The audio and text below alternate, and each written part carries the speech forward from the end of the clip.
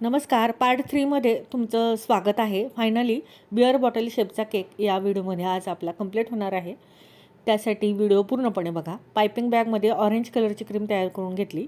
अगदी 2 ते 3 ड्रॉपच क्रीममध्ये घालून अशी फेंट शेड मी हा तयार करून घेतला आहे आणि पूर्णपणे व्यवस्थित फिनिशिंग करून घ्यायची आहे. फिनिशिंग करायला थोडासा टाईम लागेल, परंतु व्यवस्थितच फिनिशिंग करायची आहे.